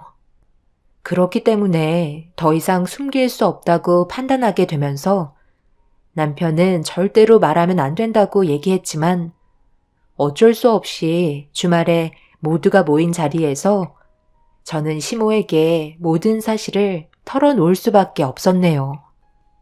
뭐라고? 내 아들이 무정자증이라는 말이야? 그래서 그동안 이 사실을 숨기고 있었던 거고? 언제부터였는데? 결혼하고 저희도 얼마 뒤에 검사 결과로 알게 된 거였어요. 어머님께서 너무 큰 충격을 받으실까봐 그동안 숨기고 있었던 것뿐이에요. 엄마가 하도 손주 타령을 하시는데 내가 어떻게 무정자증이라는 말을 할 수가 있겠어요? 많이 놀라셨죠? 내 아들은 원래 어디 하나 문제없이 건강했었는데 갑자기 왜 이렇게 된 거야? 무정자증이 된 이유가 있을 거 아니야? 아들, 너 그동안 스트레스 많이 받고 있었니? 몸에 변화가 왔다는 건 그동안 삶이 힘들었다는 거잖아. 내가 봤을 때 이건 다 너 때문인 것 같다. 네가 동생들과 함께 살겠다고 했을 때부터 내 아들이 지속적인 스트레스를 받아서 무정자증이 된 거라고. 어머님, 갑자기 왜 그런 식으로 엮으시는 거예요? 전혀 상관없는 일이라고요. 산부인과에서 설명하기론 무정자증은 선천적인 가능성이 높다고 하셨어요. 그러니 제 동생들과 함께 지낸 건 연관성이 없으니 이상하게 엮지 않으셨으면 좋겠어요. 네가 선천인지 후천인지 어떻게 알아? 확인해 봤어? 이래서 내가 처음부터 반대한 건데 끝까지 우기고 결혼하더니만 결국 이런 사태를 만들어? 안 되겠다. 내일 당장 애들 짐 싸서 내보내거라. 그렇지 않으면 내가 가만두지 않을 거야. 알겠어? 혹시 아니, 쟤들이 나가버리면 마음이 편해져서 무정자증이 다시 정상적으로 돌아올 수도 있을지도 모르잖아. 어머님, 그걸 지금 말이라고 하세요? 왜 이렇게 억지를 부리시는 거예요? 애들과는 연관성이 없다고 설명드렸잖아요. 죄송해요. 저희가 있을 자리는 아닌 것 같네요. 언니, 우리 먼저 일어날 테니까 나중에 집에서 마저 대화하도록 하자. 동생들도 기분이 안 좋았는지 자리에서 일어나 집으로 돌아가 버렸어요. 집안 분위기는 순식간에 안 좋아졌고 시몬은 제 동생들을 향한 안 좋은 감정을 계속해서 표출하고 있었네요. 이대로 가다간 큰 문제라도 생길 것 같아 동생들을 하루빨리 독립시키는 게 좋을 것 같다고 판단했어요. 그래서 남편과 시댁에서 나오자마자 조용한 곳에서 추가적인 대화를 이어나갔습니다. 지금 내 이름으로 대출을 해달라는 거야? 내가 왜 그렇게까지 해줘야 하는 건데? 당신 정말 이기적인 것 같다. 내가 무정자증인 거 비밀로 하라고 몇 번이나 얘기했는데 그걸 꼭 모두가 모인 자리에서 공개적으로 얘기했어야 하는 거야? 저쟤들한테 내가 얼마나 쪽팔렸는지 알아? 얼굴을 들지 못했다고. 그런데 내가 대출을 내서 독립하는데 도와달라고? 당신도 아까 상황을 봤잖아. 임신 못하는 이유를 우리 동생들 탓을 하면서 어머님께서 대놓고 뭐라 하시는데 어느 누가 그걸 보고 가만히 있겠어? 어차피 진실은 아셔야 되는 거였다고. 그리고 내가 당신한테 도와달라고 하는 건 내 이름으로 대출을 받아도 지원을 많이 안 해줘서 어느 정도만 도와달라는 거야. 그냥 동생들 둘이 사는데 적당한 공간만 있으면 되는 거잖아. 내가 일을 안 하는 것도 아니고 전부 다 갚을 테니까 한 번만 도와줘. 애들도 이제 성인이 돼서 돈벌이 하면 당신이 도와준 대출은 금방 갚을 수 있다고. 이제 막 사회에 뛰어들 애들한테 대출 받게 하고 싶지 않아. 부부로서 이 정도 부탁은 들어줄 수 있잖아. 우리가 부부라고? 언제부터였는데? 나는 너희들을 무상으로 데리고 산 걸로밖에 안 느껴지는데? 대출은 꿈도 꾸지 마. 남편에게 도와달라고 부탁을 했지만 상황이 별로 안 좋았던 터라 도와줄 생각을 하지 않았어요. 그리고 그날은 집에 들어가지 않을 거라며 남편 먼저 자리에서 일어나 어디론가 사라져 버렸습니다. 크게 기대한 건 아니었지만 그래도 남편이기 때문에 조금은 도와줄 거라 생각했었어요. 결국 저 혼자 집으로 들어가게 되었고 남편의 핸드폰은 꺼져 있었네요. 그렇게 집에 도착해 현관문을 열자마자 눈앞에 충격적인 광경이 펼쳐지고 있었어요. 동생들이 전부 다 짐을 싸고 있었습니다. 너희들 지금 뭐 하는 거야? 지금 이대로 나가서 뭐 어쩌자는 건데? 언니가 최대한 빨리 집을 알아볼 테니까 일단 진정들 해. 언니, 우리도 이제 눈칫밥 먹으면서 못 살 것 같아. 어쩔 수 없이 도움을 받아야 되는 상황이라 그동안 버티고 있었는데 정말 힘들었다고. 이제 이렇게 사는 거 지긋지긋하다. 이미 결정했으니까 일단 나가도록 할게. 형부 얼굴 보는 것도 불편하다고. 우리도 여기 편해서 있는 거 아니잖아. 매일 하루하루가 얼마나 가시방석에 앉아 있는 것 같은데. 밖에 나가면 마음이라도 편하지. 우리가 돈 모아서 조금씩 키워나가면 되니까 언니는 언니 인생 살아. 우리도 이제 성인이잖아. 갓 20살, 21살 된 너희들이 뭘 어쩌겠다는 건데. 제발 애처럼 굴지 마. 지금은 내가 너희들 아빠이자 엄마인 거야. 최대한 빨리 대출받아서 안정적인 공간 마련해 줄 테니까 일단 진정하고 생각 좀 해보자. 너희들까지 이런 식으로 나오면 언니는 중간에서 더는 버티지 못해. 너희들이 원하는 대로 해줄 테니까 며칠만 더 시간을 가지고 알아보도록 하자. 언니, 그냥 우리끼리만 살면 안 될까? 지금 언니도 행복한 거 아니잖아. 매일 보는 얼굴에 웃음이라곤 찾아볼 수도 없는데 왜 이렇게 살아야 하는지 모르겠어. 아빠, 엄마가 옆에 있었으면 우리도 정말 행복했었을 텐데. 앞으로 우리 어떻게 살아야 돼? 지금까지 잘 버텨왔잖아. 언니가 전부 다 해결해 줄 테니까 걱정하지 마. 시간이 너무 늦었다. 방에 들어가 쉬어. 두 동생들도 그동안 많이 지쳐 있었는지 괴로워하며 눈물을 흘리고 있었어요. 제가 상상했던 삶은 이게 아니었는데 시간이 지날수록 점점 더 암흑으로 빠지고 있는 것 같아 하루빨리 정리할 수 있는 건 해결해야만 했어요. 그렇게 다음날 제 선에서 대출받을 수 있는 한도 내로 집을 알아보기 시작하면서 동생들이 불편함 없이 지낼 수 있고 저희 집과 거리도 가까운 곳을 알아보고 있었는데 며칠 뒤 둘째 동생에게 갑자기 전화가 왔어요. 시모가 동생들을 불러 점심을 사준다고 연락이 왔다고 하길래 처음 있는 상황인 터라 많이 당황스러웠었죠. 동생들은 어떻게 해야 되냐고 저에게 물어보는 말에 그래도 일단 어른이 먼저 전화를 했고 시모가 며칠 전에 있었던 일들에 대해 미안해 하셔서 동생들에게 밥 한 끼 사주려는 것 같아 약속 장소로 나가보라며 진지하게 생각하지는 않았었어요. 그리고 동생에게 식당의 위치를 전송받아 약속 시간에 맞춰 나가보기로 결정하게 되었네요.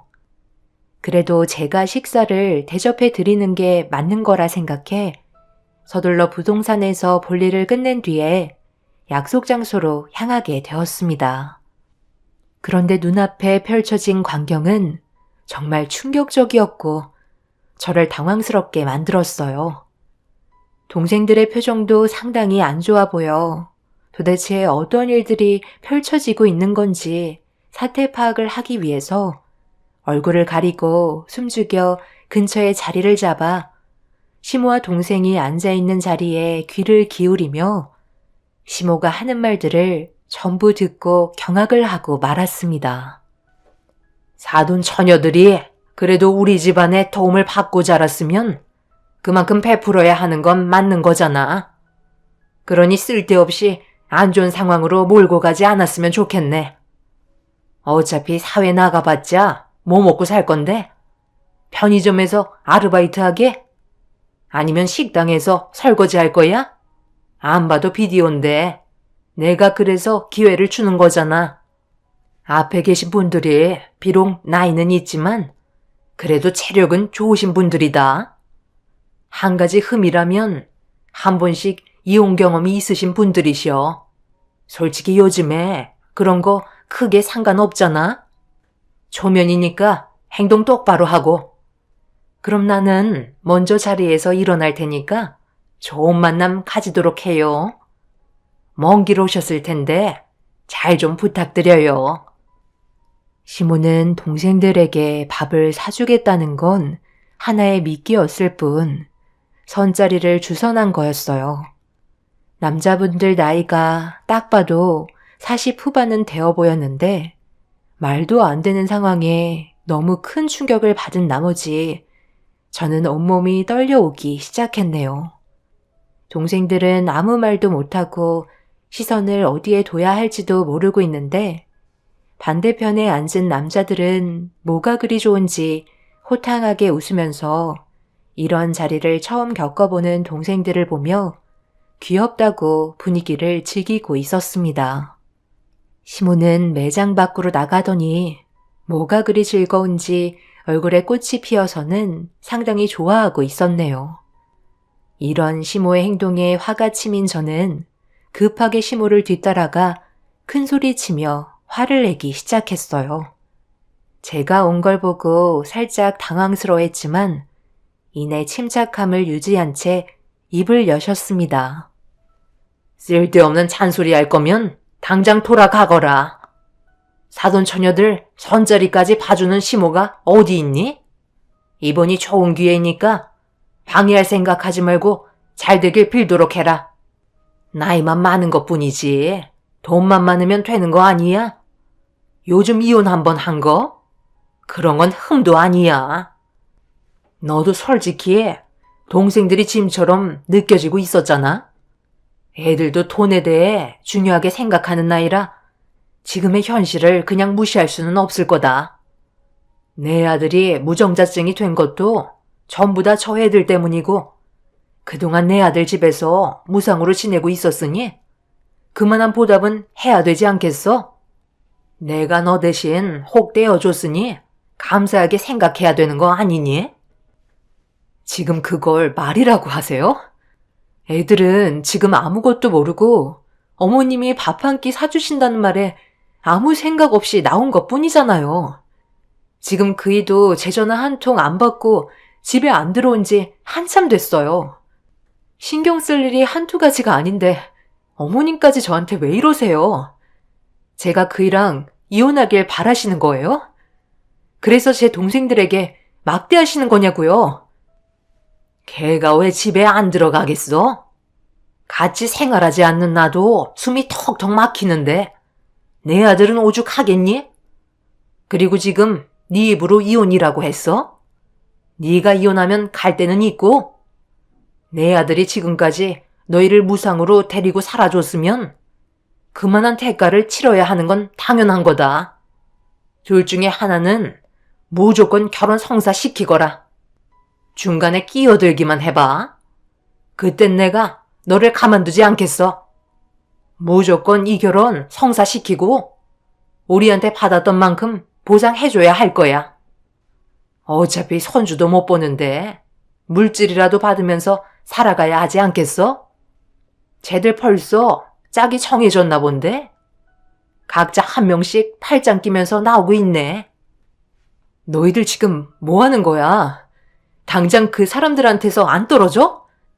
언니 눈에 피눈물 흘리는 거 보고 싶은 거니? 왜 언니가 하라는 대로 해야 되는 건데? 나는 차라리 잘 됐다고 생각해. 내가 무슨 능력이 있다고 재력이 좋은 남자를 만나 결혼까지 할 수 있겠어. 오늘 우리 집에 안 들어갈 거니까 언니도 이제 우리한테 그만 신경 꺼. 동생들은 나이 많은 남자들의 팔짱을 끼고 차에 올라타 어디론가 사라져 버렸어요. 너무 순식간에 일어난 일이라 어떻게 해야 할지 몰라 당황스러웠고 동생들에게 전화를 했지만 이미 전화기는 꺼져 있었습니다. 시몬은 지긋지긋했던 혹을 한 번에 2개나 떼어냈다며 고소해하고 있었고 저는 그 모습을 보고 화가 머리끝까지 차올라 시모의 멱살을 잡으려 달려들고 말았네요. 그런데 시모는 달려드는 저를 강하게 밀쳐낸 뒤에 나중에 감사해 할 거라며 그 자리를 벗어나셨습니다. 만신창이가 되어버린 상태로 집으로 돌아온 저는 현관문 앞에 가지런히 놓여있는 캐리어를 보고 결국 눈물을 쏟아내고 말았어요. 그동안 함께 지내면서 고작 동생들의 짐은 캐리어 하나가 끝이라는 게 너무 가슴이 아팠습니다. 돈만 많았다면 부족함 없이 키웠을 텐데 제가 능력이 부족해서 동생들까지 놓쳐버린 것 같아 흐르는 눈물을 멈출 수가 없었어요. 한참의 시간이 지나고 늦은 저녁 시간이 되어서야 들어온 동생들을 보자마자 저는 고래고래 소리를 지르면서 어떻게 언니한테 그럴 수 있냐고 소리를 지르며 화를 내고 말았습니다. 동생들은 흥분한 저를 진정시키며 침착하게 대응을 했고 진지한 대화를 이어나갔어요. 그리고 동생들에게 모든 설명을 듣게 된 저는 그때 상황에서는 어쩔 수 없이 행동했다는 걸 알 수 있었고 그 사람들과는 이어지지 않을 거라며 저에게 안심을 시켜 주었습니다. 그리고 동생들은 저에게 또 다른 놀라운 사실을 알려주면서 입을 다물지 못할 정도로 충격적인 사실 하나를 들을 수 있었습니다. 저는 동생들이 시키는 대로 일을 진행하기로 마음을 먹었고 한참 동안 대화를 주고받고 있는데 남편이 술에 잔뜩 취해서는 집으로 들어왔어요. 동생들은 분위기가 안 좋은 남편이 들어오자마자 방 안으로 들어가 버렸고 남편은 저에게 이혼 서류를 내밀었네요. 벌써 본인이 작성할 수 있는 건 모두 적어놓은 상태였어요. 저만 도장을 찍으면 되는 거였죠. 한참 동안 집에 들어오지 않던 남편은 새로운 삶을 시작하고 싶다며 저와 사는 인생이 지긋지긋하다고 이혼을 원했습니다. 한마디 상의도 없이 통보하는 남편의 행동에 너무 실망을 했고 어떤 일들이 펼쳐지고 있는지도 모르는 남편의 행동이 무책임하다고 생각했었어요. 저에 대한 마음을 이미 버려버린 남편을 저 또한 미련하게 상황을 이끌며 결혼을 유지하고 싶지 않아 서류에 이혼 도장을 찍게 되었고 그렇게 저희는 부부가 아닌 남이 되고 말았네요. 시모는 뒤늦게 이 사실을 알게 되면서 난리가 나고 말았어요. 동생들이 선자리에 나온 남자들과 결혼을 하게 될 거고 물질적으로 보상을 받을 수 있을 거라 생각했는데 남편의 돌발 행동은 시모를 당황스럽게 만들었었죠. 아들, 너는 생각이 없는 거니? 내가 어떤 계획을 가지고 있는지도 모르면서 무턱대고 일을 저지르면 어쩌자는 거야? 아직 이혼 취소할 수 있는 기간 며칠 남았잖아. 당장 가서 처리하고 오거라. 그 사람들이 재력이 얼마나 많은 줄 알아? 내가 너희 집안 사정 전부 얘기하면서 동정파리에서 겨우 선자리 주선한 건데 어떻게 일을 이런 식으로 처리하게 만들어? 굴러 들어온 돈들을 아들리가 지금 발로 걷어찬 꼴이라고. 며느리 너는 이혼하고 싶지 않았잖아? 그러니까 가서 취소하고 오도록 해라. 아니요. 저도 이 사람이랑 더 이상 함께 살고 싶지 않아요. 제가 어머님과 이 사람한테 그동안 받았던 상처만 생각하면 더는 못 살 것 같아요. 저희 가족에겐 앞으로의 미래가 없어요. 그리고 이거 받으세요. 제 둘째 동생이 어머님 덕분에 결혼 성사돼서 전달해 주라고 했어요. 얼굴은 뵙고 싶지 않다고 하더라고요. 청첩장이에요. 어머님이 원하시는 대로 제 동생이 결혼을 하게 됐어요. 참 세상은 알다가도 모르는 것 같아요. 어머님이 소개해준 남자랑 제 동생이 결혼할 줄 누가 알았겠어요. 두 분이서 친구분이셨던 거 모르셨죠? 그리고 그 사람들이 왜 제 동생들과 만남을 가지려고 결정하게 됐는지도 어머님은 모르시죠? 재력이 있는 분들이 정신 나갔다고 한 푼도 없는 제 동생과 결혼하겠어요? 단지 젊다는 이유 하나로 그동안 살아오면서 인생 경험이 쌓인 사람들이 뭐하러 그런 식으로 무책임한 행동을 할까요? 선자리 나왔던 한 사람이 제 둘째 동생과 결혼하기로 결심한 이유는 저희 집안 사정 때문이었어요. 어렸을 적 부모가 돌아가시고 그동안 어렵게 살아왔던 그 힘든 순간들과 경험들을 전부 다 알고 있기 때문에 선택한 거예요. 동생과 결혼하는 그분이 대장암 말기래요. 그분이 딸이 하나 있는데 딸의 엄마가 어렸을 적에 사고로 세상을 떠난 것 같더라고요. 그래서 저희 사정과 비슷해서 대화가 잘 통했고 서로의 아픔을 잘 알기 때문에 그분이 선자리에 나온 목적을 알 수 있었죠. 그런데 저와 어머님이 싸우고 있는 모습을 보고 그 자리에서 전부 다 상황을 알려주면 무슨 수를 써서라도 재산을 갈취할 방법을 모색할 게 뻔해서 그때 당시 제 동생은 그런 모습을 보여준 것 뿐이에요. 시모는 제가 한 말에 그 자리에서 산송장이 되어버렸어요.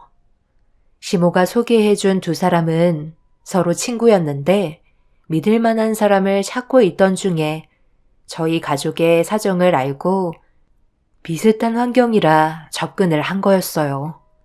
주변에 일가 친척이 하나도 없어서 딸만 남겨지게 될 안타까운 일을 만들지 않기 위해 좋은 엄마 하나를 만들어주고 싶은 마음이 있었던 남자는 혼자 나가는 것보다 친구의 도움을 받아 함께 결정하는 게 좋을 거라 판단한 거였죠.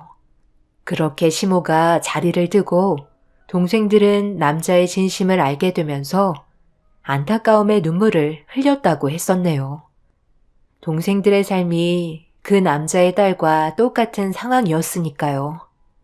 하필 남자는 대장암 말기라 진심을 다해 키워줄 딸의 엄마가 필요했던 거고, 둘째 동생이 그 길을 자처하게 된 거였죠. 두 사람이 비록 나이 차이는 많이 나지만 서로의 마음은 진심이 통했고, 상황이 더 안 좋아지기 전에 서둘러 결혼을 진행하기로 결정하게 되었네요. 시모는 이 사실을 알게 된 이후 남편과 다시 재결합하길 원하고 있어요. 이혼 취소 기간이 며칠 남았지만 제 마음 변하지 않을 것 같네요.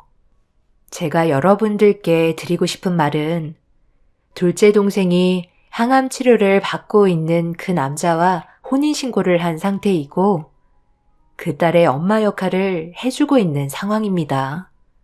막내 동생도 함께 도움을 주고 있지만 이렇게 진행하는 게 맞는 건가 싶어요. 단지 서로의 아픔이 비슷하기 때문에 동정심으로 둘째가 받아들이긴 했지만 앞으로의 인생에 본인의 삶이 없는 거라 걱정이 될 뿐이네요. 인생 선배이신 분들의 답변을 듣고 싶어요. 그 남자분의 딸이 벌써 둘째 동생을 엄마라고 부르면서 너무 잘 따르는 게 마음이 아플 뿐입니다. 제 사연 들어주신 분들의 신중한 조언 부탁드릴게요. 감사합니다.